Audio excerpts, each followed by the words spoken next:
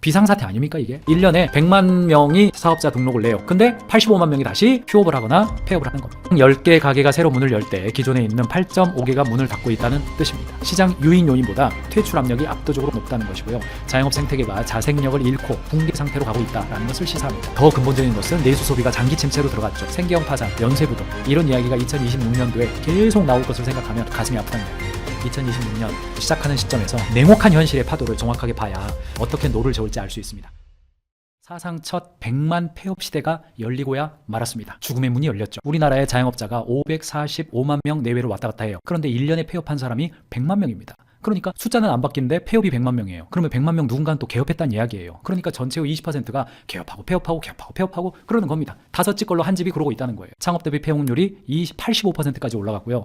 노란우산 공제회는요. 그나마 좀 생각 있고 여유 있는 사람들이 가입하는데 여기도 재정이 고갈될 위기에 있는 겁니다. 또 자영업자들이나 이런 것들이 온라인과는 달리 오프라인이기 때문에요. 비즈니스 생태계를 만들어주는 측면이 있습니다. 이 D2C, 아마존 데스, 쿠팡 데스가 아니에요. 생태계가 있어서 같이 비즈니스를 했었어요. 그런데 식자잔해가 무너졌더니 보니까요. 그냥 수십 개의 연쇄 도산이 일어나는 거예요. 죽겠다고 그러는 겁니다. 게다가 아이고 뭐 오픈했다 철수하니까 인텔리어 업자들만 논았네? 아니에요. 인텔리어 업자들도 돈 못 받고 있습니다 지금. 게다가 금융 리스크, 자영업 금융 대출이 있는 거거든요. 이거 부실화되면 은행권이 그 부실을 자기 혼자 떠안습니까? 아니에요. 예금 금리 줄이고 대출 금리 높이면서 비즈니스는 더 어려워져요. 이거 이야기를 제가 안 할 수가 없는 겁니다. 2023년 기준으로 전체 기업 수는 829만 개 정도 나와요. 그 중에서 개인 기업이 720만 개고요. 법인 기업이 100만 개 정도 나옵니다. 그러니까 우리나라는 개인 기업이 전체의 87%나 돼요. 개인 사업자가 법인 사업자 대비해서요 5배가 더 많은 거예요. 조직 형태별로 본다 하더라도 계속해서 개인 기업 사업자가 늘어나고 있는 그런 상황이다. 이렇게 보시면 되겠고 2023년 기준으로 중소기업 업종 상위 10가지를 봤더니 압도적입니다. 26.5%가 도소매업이에요. 도소매업이 뭡니까? 진입 장벽이 낮고 특별한 기술이 많지 않은 상황에서 오픈하고 있단 말이죠. 그러니까 우리나라의 풀뿌리의 비즈니스 근간이 굉장히 취약하다. 이런 겁니다. 안타깝게도 중소기업 업종별 상위 2등이 어디냐? 부동산업입니다. 부동산업이에요. 복덕방입니다. 이게 얼마나 취약합니까? 그 다음이 어디예요? 숙박 음식점업이고요. 그 다음이 운수창고업이고 이 운수창고업은 도대체 지입차 내가 용달차 하나 가지고 있으면 사업자 등록증 내가지고 프리랜서 계약 맺고 하잖아요. 그 현실이에요. 그 다음이 제조업 7%, 그 다음이 건설업, 협회, 기타 서비스업 이 순서대로 가는 겁니다. 구체적인 데이터도 넣어놨으니까 참고하시길 바라고요. 종사자 수를 보면 2023년 기준인데 종사자 규모별 중소기업 현황을 보니까 1인 기업이 몇 명이다? 1인 기업에서 일하고 있는 상황이 77.6%, 144만 269개 1인 기업이 이렇게 많습니다. 중간에 휴업하고 있는 기업들도 다 포함이에요. 압도적으로 많습니다. 그럴 수밖에 없겠죠. 기업 수니까. 그리고 9인 미만, 2인에서 9인이 약 20%, 그 다음에 10인에서 100인이 약 2.7%. 여기까지 합하면요. 100인 이하까지 합하면 우리나라 전체 기업에 그래서 99.9% 나온다. 이러는 겁니다. 100인 이상 기업은 0.1%고요. 500인 이상은 숫자도 안 나와요. 그냥 518개예요. 그냥 중소기업 기준으로 말씀드리는 겁니다. 종사자 규모별 중소기업 현황이에요. 자영업자 수 추이를 보니까 1997년도에 590만 명이었다가 좀 올라갔다가 지금 2025년 1월 현재를 보니까 550만 명 정도. 이 아래로는 잘 안 내려갑니다. 지금 적어요. 계속해서 이제 폐업 이야기 나오죠. 어느 식당 폐업했다. 지난해 폐업 100만 명 육박했다. 사상 최대를 찍었다. 통계 이래로 100만 명 돌파했다. 소매, 음식점업이 직격탄을 입었다. 이것을 어떤 분은 퍼펙트 스톰이 왔다. 이런 이야기예요. 2025년 그리고 2026년을 넘어오면서 이 같은 흐름으로 오고 있는데 역대 자영업자들의 폐업이 최대치를 찍었다 이렇게 나오는 겁니다. 2024년 전국 사업체 조사 현황을 본다 하더라도 산업별 사업체 수나 산업별 종사자 수를 본다 하더라도 자영업자들의 현황이 굉장히 어렵다라는 것을 알 수가 있는 거고요. 다만 이제 개업하고 폐업하고 있는 그런 상황을 보니까 가장 많은 개업을 하는 나이대가 언제냐? 네, 우리나라 40대입니다. 40대가 가장 많이 개업합니다. 이 신규 사업자 현황을 보면 그래요. 그래서 뭐 청년 창업이 많다 이렇다 하더라도 그냥 40대가 가장 많고 그 다음이 30대예요. 그 다음이 50대입니다. 그러니까 우리나라는 40대를 중심에 놓고 30대, 50대, 그 다음에 30대 미만 20대, 그리고 60대 이렇게 나오고 있다라는 겁니다. 문제는 뭐냐면 이분들한테 고금리, 고물가, 고환율, 3고 현상이 장기화되어 있죠. 그래서 우리를 3고 현상이다. 물가 높고 환율 높고 금리 높다. 그러니까 뭐예요? 대출 받은 거 갚아야 되고 내가 장사하려면 설렁탕 하려면 파 사와야 되고 돼지고기 사와야 되는데 그 물가 올라갔어요. 게다가 환율까지 높죠. 수입원가 모든 원자재 값이 다 올라간 그런 상태죠. 끊임없는 끝없는 자영업 무덤이라고 불리우는 이 중소기업 스몰 앤 미디엄 엔터프라이즈죠. 100만 폐업이 있습니다. 게다가 이제 지금 겨울이잖아요. 그러니까 굉장히 이른바 몸과 마음이 다 추운 그런 상황이 된 겁니다. 보니까 최근 5년간 폐업 사업자 추이가 국세청에서 발표했는데 방금도 말씀드렸습니다만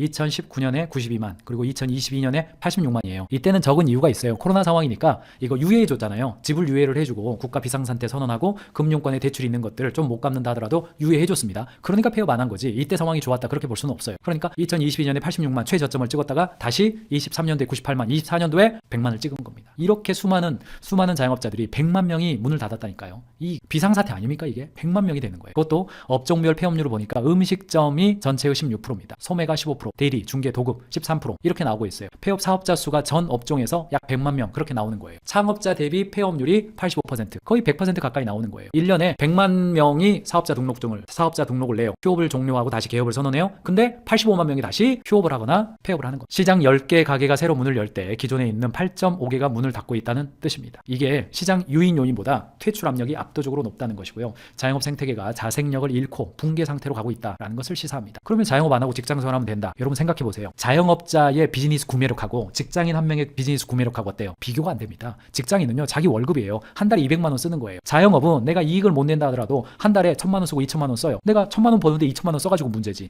이 사람의 구매력이라고 하는 것은 비즈니스 현실에서 굉장히 강력한 거거든요. 그러니까 어느 한 사회가 비즈니스의 역동성이 높아지려면 직장인이 많은 것보다 비즈니스맨들이 많은 것이 훨씬 더 역동성이 높습니다. 씀씀이가 다르니까. 구조적인 침체 국면이 온 겁니다. 이게 일시적인 경기 하강이 아니라서 구조적인 침체 국면이다. 경제학자들은 이렇게 분석을 하니까 굉장히 걱정되는 측면이 있는 겁니다. 이게 85.2% 저와 여러분들 머릿속에 있으시라고 계속 보여드립니다. 그리고 이제 노란우산 공제가 일종의 자영업자들의 고용보험이다. 이런 표현을 쓰는 거거든요. 최종적인 그 공제금이에요. 정말 내가 망했을 때 그 돈이라도 그거는 이제 우선 변제 안 하거든요. 세금을 안 내도 노란우산 공제 그 금액은 세금으로 추징해 가지 않습니다. 은행권도 거기다가 가압류 차익 걸 수 없어요. 그게 이제 최후의 보루거든요. 일종의. 그렇기 때문에 근데 이게 뭐예요? 노란우산 폐업 공제금 지급 건수 및 액수를 보니까 이게 이제 폐업한 상황에서 받는 일종의 실업급여 같은 거거든요. 이게 이제 23년도에 역대급 최대를 찍은 겁니다. 2조 2600억이에요. 건수가 11만 15건까지 올라간 겁니다. 그러니까 재정이 어때요? 지급 건수 올라가고 이게 이제 국민연금 재정만 문제가 아니에요. 네, 고용보험 재정만 문제가 아닙니다. 의료보험 재정만 문제가 아니에요. 네, 우리 사업하시는 분들 노란우산 공제금 이거 재정 잘 봐야 됩니다. 내 돈 어떻게 됐는지 잘 운영하는지 잘 봐야 돼요. 국민연금 물론 뭐 국민연금 가입하셨겠죠. 노란우산 봐야 됩니다. 그렇습니다. 미환급자도 있어요. 이게 무슨 말이냐면 노란우산 했는데 노란우산 공제를 들었는데 신청을 안 해요. 왜요? 도망갔어요. 도망갔어요. 과도한 채무 독촉을 피해서 잠적했거나 삶의 기반이 완전히 붕괴되어서 공제금조차 찾지 못하는 이른바 증발된 자영업자 수가 23,991명이래요. 지금. 안 찾아가고 있어요. 이분들은 사실은 참 뭐 아침 시간에 이야기하기 좀 그렇지만 사실은 이 극단적인 선택 이런 표현도 참 안 좋은 표현입니다. 여러 가지 상황이 있는 겁니다. 지금. 그렇게 기본적인 상황이 어려워진 거예요. 그거 찾아가면 되는데 그거 찾아가려고 등장했다가 그냥 빚쟁이들한테 그냥 쫓기는 거예요. 그러니까 포기해버리는 겁니다. 증발된 자영업자들 미환급자 23,000여 명, 미환급금 2,300억이 넘는 거예요. 절반 이상이 연락 두절입니다. 지금. 이런 상황입니다. 사회에 잠재적 빈곤층으로 넘어가 버렸다는 그런 뜻입니다. 폐업의 쓰나미는 모든 업종을 강타하고 있지만 양상은 업종별로 다르고 구조적 원인도 좀 다릅니다.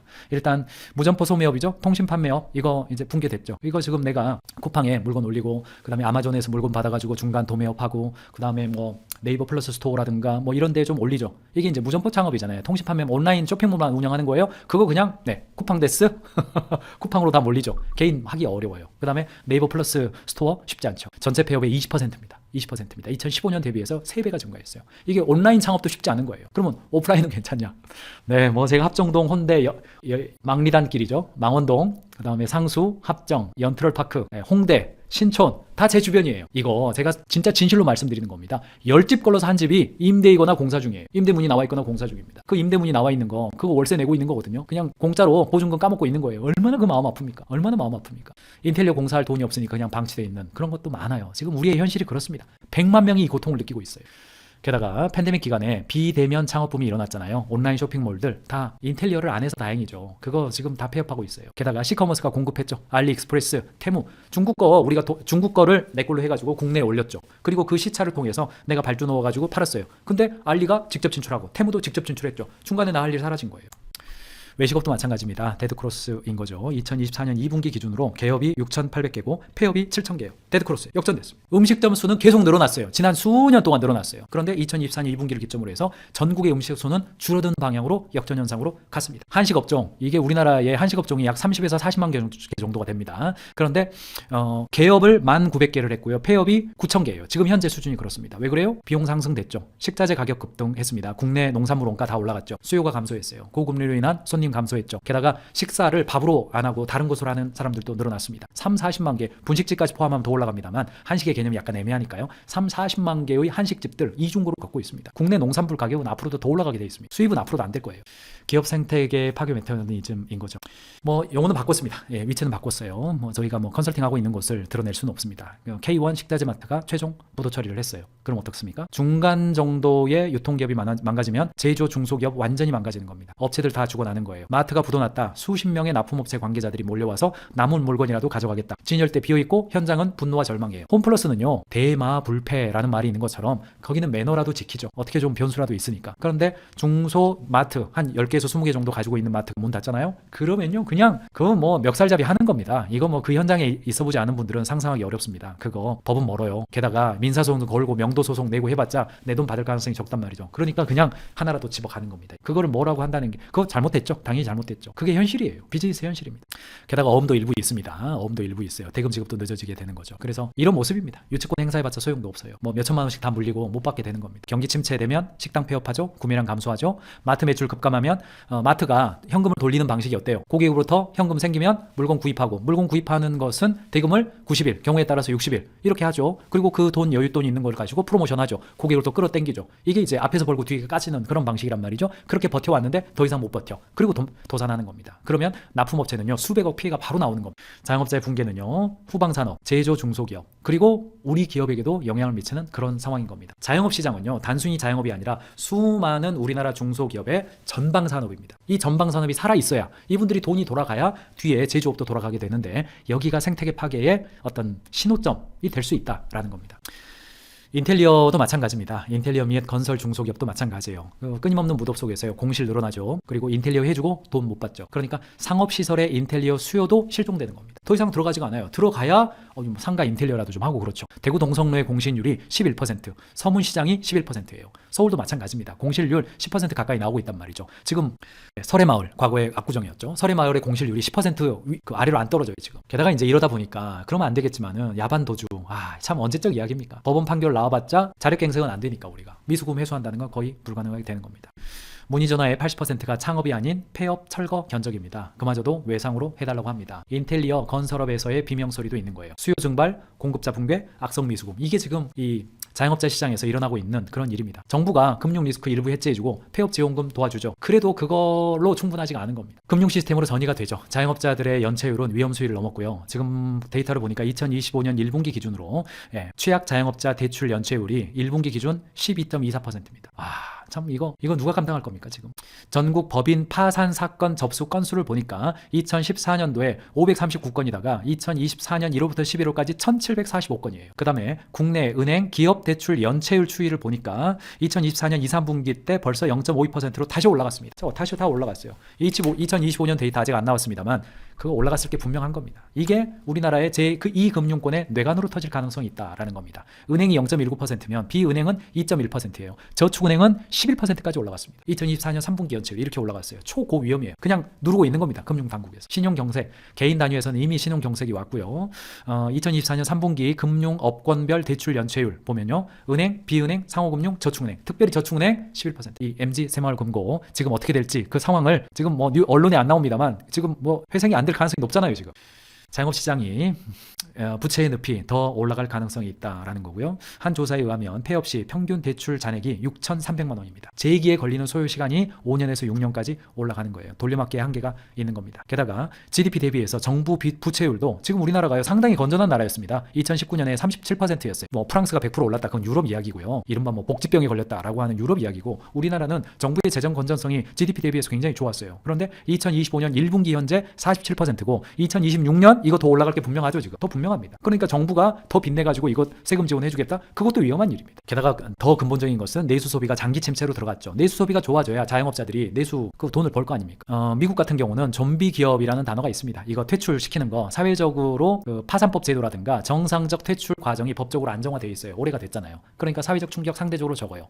일본의 경우도 경영 상태가 양호함에도 후계자가 없어서 폐업하는 경우가 꽤 있어요. 그래서 폐업률이 높게 나오지 한국처럼 이런 상황은 아닙니다. 근데 이제 한국은 생계형 파산, 연쇄부도 이런 이야기가 2026년도에 계속 나올 것을 생각하면 너무너무나 가슴이 아프다는 이야기입니다. 미국은 이제 슈거하이이죠. 파산 신청 증가했지만은 절차적인 정당성이 있어요. 그리고 패자 부활 제도도 있어서 사회적 충격이 덜해요.